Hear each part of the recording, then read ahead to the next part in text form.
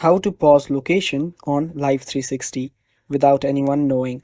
Hello guys, this is Atticus and welcome back to another tutorial video. In today's video, I'll teach you guys how you can pause location on Life360 app without anyone knowing. But before that, if you guys are new to app hacks, head down below and hit the subscribe button so you don't miss out on our future videos. Let's begin. First, open up your settings. After you're on your settings, you will need to head over to your cellular data. So head over to your cellular's setting, and after you're there, head over to your cellular data options. Tap on it, and after you're there, you will see an option that says low data mode. If you don't find low data mode, there must be an option that says data mode. Head over there, and after you're there, you will see an option that says low data mode.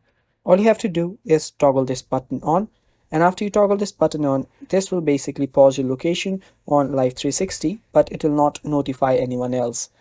And that's basically it. That is how you pause location on Life360 without anyone knowing. Thanks for watching guys. That's all for today's video. Stay tuned for more upcoming tutorial videos and